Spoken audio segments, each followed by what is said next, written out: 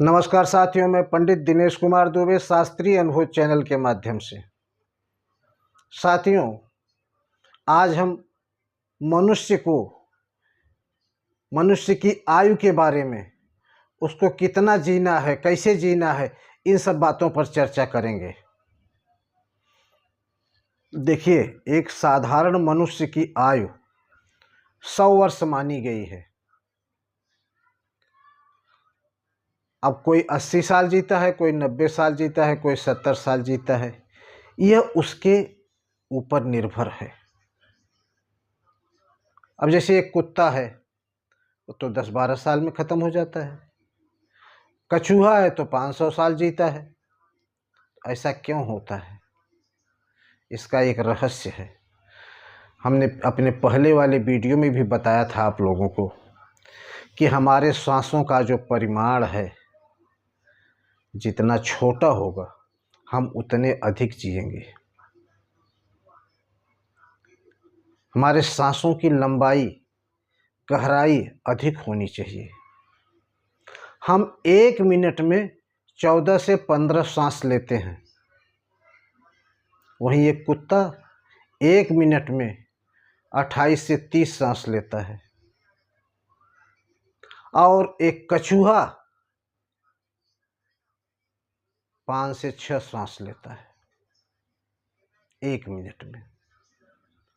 तो इसलिए वो ज़्यादा जीता है, कुत्ता कम जीता है।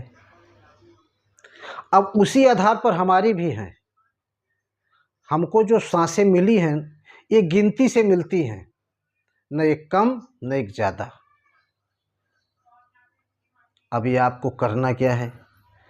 आपको करना ये है कि आपको सांसों की गिनती को घटाना है, लंबाई बढ़ाना है, गहराई बढ़ाना है, लेकिन ये नेचुरल होना चाहिए, प्राकृतिक। ऐसा नहीं कि ऐसा खींच के बैठ जाओ, नहीं, ऐसा नहीं है। करत करत अभ्यास से जड़मत होत सुजान। आप अभ्यास नित्य प्रति जब करेंगे, लंबी सांसों का, गहरी सांसों का, तब जाके आपको धीरे धीरे इसका फ़ायदा मिलेगा। तो लंबी सांसें, गहरी सांसें मतलब कम सांसें। अभी जैसे आप 10 सांस 15 सांस ले रहे हैं, 10 पर 12 पर आ जाइए, 13 पर आ जाइए, 11 पर आ जाइए, 10 पर आ जाइए, तो चमत्कार हो जाएगा। यही है।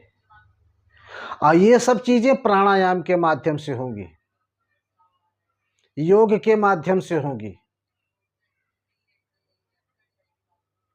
आपने देखा होगा, संत महात्माओं को देखा होगा, वो ध्यान लगा के बैठ जाते हैं तो समाधि में चले जाते हैं, समाधिस्थ हो जाते हैं, हजारों साल पड़े रहते हैं समाधि में। तो ऐसा होता है, वो अपने श्वास पर कंट्रोल कर लेते हैं। और ये हम कर सकते हैं, अपने श्वासों को अपने प्राणायाम के माध्यम से घटा सकते हैं।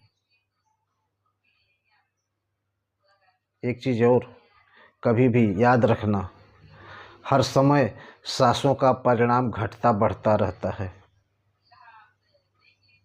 खाने खाते समय ये 20 अंगुल का हो जाता है परिमाण, दौड़ते समय 42 अंगुल हो जाता है, संभोग करते समय 36 अंगुल हो जाता है। तो इस ढंग से घटता बढ़ता रहता है, लेकिन प्राणायाम के माध्यम से कंट्रोल किया जा सकता है।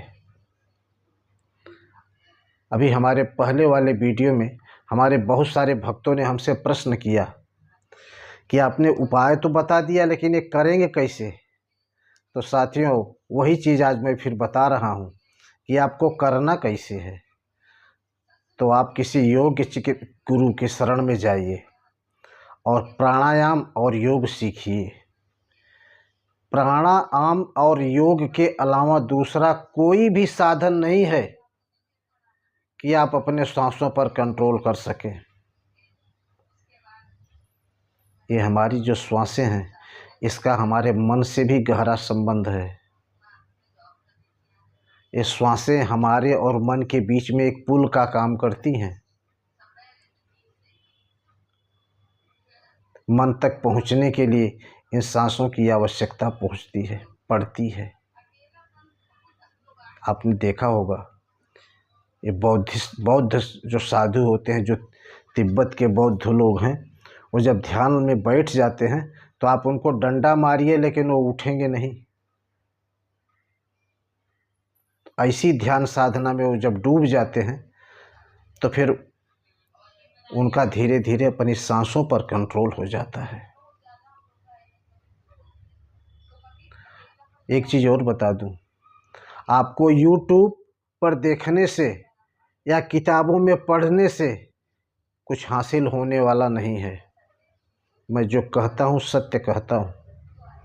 उसके लिए आपको एक योग्य गुरु की ज़रूरत पड़ेगी। योग्य गुरु से आप प्राणायाम सीखिए, योग सीखिए। योग क्या है? चित्त वृत्ति निरोध है योग। तो जब हम अपनी वृत्तियों को, हमारी विकार हैं, जब हम उन पर कंट्रोल करेंगे, तब हम जाके अपने आप से मिलन हमारा होगा। उसी को योग कहते हैं। और ये सब श्वासों के माध्यम से होगा।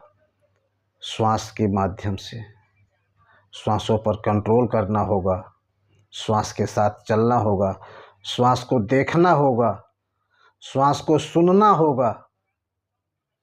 अंगुली लगाने से काम नहीं चलेगा कि हमारा दाहिना चल रहा है, बायां चल रहा है। तो साथियों, मैं फिर से वही बात कहूँगा कि आप लोग किसी योग्य गुरु की शरण में जाएं और योग और प्राणायाम सीखें। तब आप अपने भविष्य को बदल सकते हैं, अपने जीवन को बदल सकते हैं। आप 100 क्या 500 साल जिंदा रह सकते हैं। आप अपने सांसों पर अगर कंट्रोल कर लिए तो सारी दुनिया पर कंट्रोल कर लेंगे। आप कुछ भी कर सकते हैं। आज के लिए इतना ही। धन्यवाद।